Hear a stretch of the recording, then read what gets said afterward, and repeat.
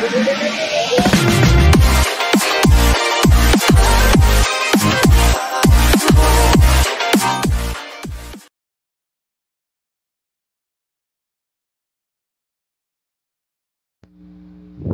and good day to all YouTube viewers out there, especially to grade 8 students. Welcome back to my another video tutorial in grade 8 mathematics. Where learning mathematics is easy and fun. Without any further ado, let's get started. In today's video, I will discuss about simplifying rational algebraic expression, or what we call rational expression. Objectives of the lesson. At the end of this video lesson, the students shall be able to: number 1, illustrate the rational algebraic expression, or what we call rational expression. Number 2, simplify rational algebraic expression. But first, let us discuss about rational algebraic expression. So what do we mean by rational algebraic expression? When we say rational algebraic expression, it is an expression in one variable of the ratio of two algebraic expressions or polynomial. Thus, rational expression is in the form of P over Q, where P and Q are two algebraic expressions or polynomials. Remember, Q must not be equal to 0, otherwise kapag equal siya sa 0, ang ating rational expression ay magiging undefined. So, ang ating rational algebraic expression o yung tinatawag na rational expression, it is in the form of P over Q, where P and Q represents two algebraic expression. So, what are examples of rational expression? So, these are examples of rational expressions: x plus 5 over 7x, 3x squared minus 9 over 9x, 15x squared over 3 minus x, 3x minus 6 over x squared plus x minus 6. Remember, our Q here must not be equal to 0, tulad ng sinabi ko kanina. Otherwise, kapag equal sa 0 yan, ang ating rational expression ay magiging undefined. Alright, so let's proceed. So what is domain? So when we say domain, this is a set of all values or real numbers that are accepted or allowed. Otherwise, if the value is not accepted, it is called restricted value. So pag sinabi kasi nating domain, ito po yung mga values o ng values na pwedeng tanggapin o pwedeng i-substitute doon sa ating rational expression, pero may mga value rin na hindi pwede. Ito yung tinatawag nating restricted value. So, what is restricted value? These are values or numbers that make a rational expression undefined. So, tulad ng sinabi ko nung una na may mga value na hindi nga pwede na i-substitute para dun sa rational expression mo, na ano yung mga restricted value, yun yung magiging, kung saan magiging undefined ang iyong rational expression. So pag sinabing undefined, magiging 0 yung kanyang denominator.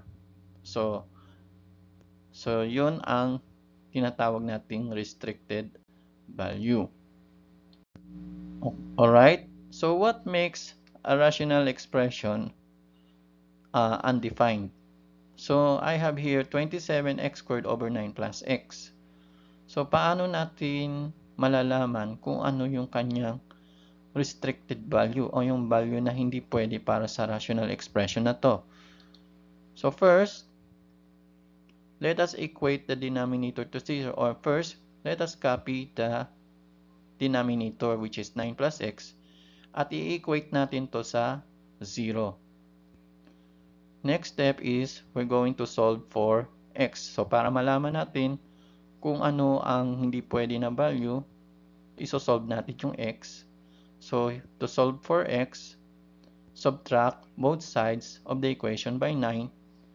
So we have our x is negative 9. So it means na ang value na hindi pwede para sa rational expression nito ay negative 9. So domain is a set of all values or numbers except negative 9. So pwede ang ibang value maliban lang sa negative 9 kasi nga ang negative 9 ay hindi po pwede para sa rational expression na to kasi otherwise kapag ito ang naging value, magiging undefined ang ating rational expression.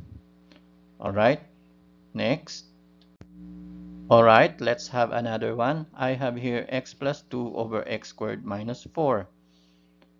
So, okay, let us equate, or first let us, so as you can see, x squared minus 4 can be factored. So, what do you think is the polynomial of this expression? So, kung ang naiisip nyo ito ay difference of 2 squares, tama kayo. So, this is a difference of 2 squares. Since this is a difference of 2 squares, so this can be factored into sum and difference of 2 binomials. So, ano yung dalawang binomials na to? Yung dalawang binomial nito ay yung square root ng x squared at saka yung square root ng 2. So, therefore, ayan. So, this can be factored to x plus 2 and x minus 2. So, as you can see, mayroon tayong dalawang factor dito. So, it means na dalawa ang i-equate natin sa 0. So, lumalabas na meron tayong dalawang restricted value dahil may dalawa tayong factor. So, ang isa ay x is equal to negative 2 at yung isa is x is equal to 2. So, therefore, domain is a set of all values or numbers maliban na lamang dito sa negative 2 at positive 2 kasi hindi po pwede yung negative 2 at saka positive 2 dahil ito po ay mga restricted value natin. So otherwise kapag ito ang naging value, magiging undefined po ang ating rational expression. So pwede ang ibang value maliban lang sa dalawang value na to, negative 2 or positive 2. Next. Okay, I have here x squared plus 5x over x squared plus 7x plus 10. So, let us equate the denominator to 0. So, our denominator here is x squared plus 7x plus 10. So, this one can be factored because this is a general trinomial. So, what do you think is the factored form of this one? So, ang factor niyan ay, so kung babalikan niyo yung yung last video natin about general trinomial, malalaman nyo kung paano mag-factor nito. So, therefore, the factors of x squared plus 7x plus 10 are x plus 5 and x plus 2. So, since may dalawang factor yan, i-equate natin yung dalawa yan sa 0. So, x plus 5 is equal to 0 and x plus 2 is equal to 0. So, lumalabas na meron tayong dalawang value or restricted value. So, one is x is equal to negative 5 and one is x is equal to negative 2. Therefore, our domain for this rational expression is it is a set of all values or numbers except lamang o hindi kasama dito yung negative 5 at negative 2. So, negative 5 and negative 2 are restricted value for this rational expression. So, pwede yung ibang value maliban lang sa negative 5 at negative 2. Okay?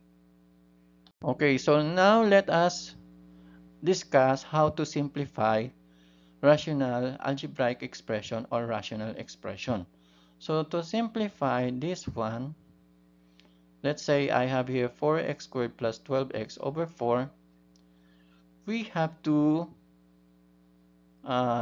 look for its greatest common factor. So if there is greatest common factor na pwede mong ilabas diyan, gawin ninyo. So first, reduce the rational expression if possible by removing its GCF. So tulad ng sinabi ko, kung posible itong gawing mas simple pa na kailangan ilabas yung kanyang GCF, gawin ninyo. So here, our GCF for 4x squared plus 12x. Okay, the next step is cancel out or divide their common factors, and then the last is simplify. So since ang GCF ng itong 4x squared plus 12x is 4, so pwede natin siyang ilabas. So we will have 4 times quantity x squared plus 3x over 4. So inilabas natin yung kanyang GCF. So tingnan natin, 4 times x squared, 4x squared, 4 times 3x, 12x. And then cancel out or divide their common factor. So 4 divided by 4, that becomes 1. So we have x squared plus 3x over 1. And then let us simplify. It will give us x squared plus 3x. So therefore, the simplified form of our rational expression is x squared plus 3x. Okay, next. Alright, let's have another one. I have here 3x minus 6 over x squared plus x minus 6. So again, using the same procedure, reduce the rational expression if possible by removing its GCF or greatest common factor. So dito, ano yung greatest common factor ang nakikita natin dito sa expression na to, yung 3x minus 6.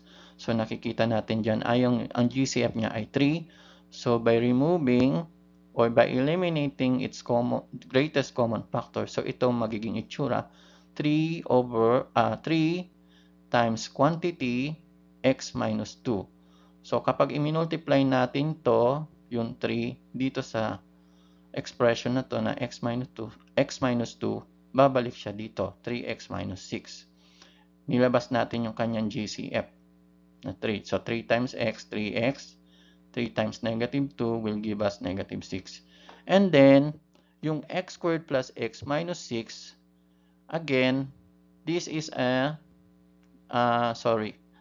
general trinomial, x squared plus x minus 6. This can be factored.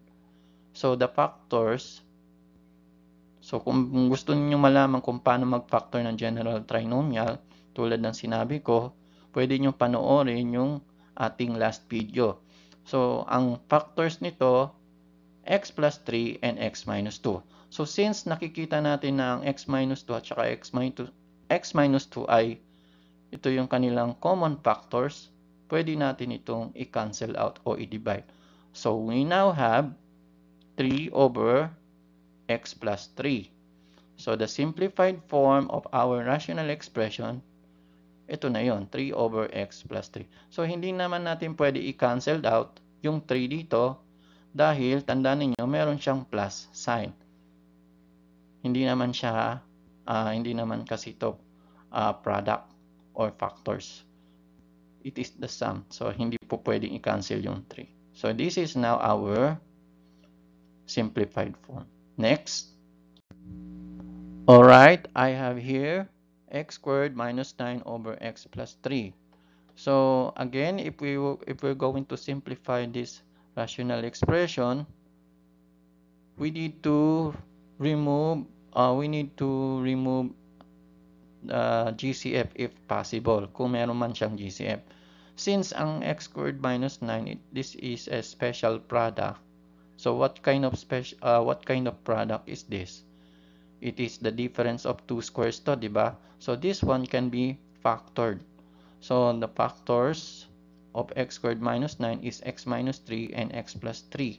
So kung gusto ninyong malaman kung paano mag-factor ng difference of two squares, pwede ninyong balikan yung last video natin. Yung ating mga video dyan tungkol sa difference of two squares. And then, cancel out or divide their common factors. So, sa nakikita natin, yung x plus 3 at saka yung x plus 3 na nasa baba, parehas yan. So, pwede yan i-divide o i-cancel out. So, we now have x minus 3 over 1. Kaya 1 kasi x plus 3 divided by x plus 3. Kaya naging 1 is equal to 1. And then simplify. So, x minus 3 is our simplified form for this rational expression. Therefore, this is now our final answer. Next. Okay. So, another one, 14x cubed over 7x. So, let us simplify this rational expression. So, to simplify, so dito ang ginawa ko, yung x cubed, ikinalat ko yung factors niya. So, ginawa kong x squared times x para lang magmukha siyang kaparehas dun sa baba na yon, yung x na nasa baba para ma-cancel out. So, yan. And then, the next step is divide 14 by 7. So, ang GCF niya ay 7. Yun yung common factor yan ang factor. Okay, yung 7, ayan, pinactor natin yung 14, 7 times 2x squared. So, i-cancel out natin yung kanyang common factor, which is 7. So, our simplified form for this rational expression is 2x squared. Okay? So, pwede rin naman na i-subtract na lang natin yung exponent ng dalawa kaysa sa ganito, 3 minus 1 is equal to 2, di ba? So, yun na magiging exponent niya. So, kung ano yung mas malaking number, doon natin ilalagay o isusulat ang sagot. So, since nasa itaas yung mas malaki, so doon natin isusulat yung exponent na 2, hindi sa baba. So, pwede rin yung ganon, yung isusubtract natin yung kanilang exponent. So, itong x, understood na may 1 siya dyan sa taas. Although na walang nakalagay, pero ang ano niyan, ang exponent niya talaga ay 1. Alright? Okay, let's have another one. 14x squared y over 4x y squared. So again, let us simplify this rational expression. Okay, so x squared y. So ang ginawa natin, ikinalat ko, ginawa kong x times y. At doon naman sa baba, yung 4xy squared, ginawa kong 4x times y. So, lahat ng mga magkakaparehas dyan, yung nasa taas at nasa baba, ika-cancel out natin. So, okay, what we have is, ayan na lang, x and y na lang ang natira.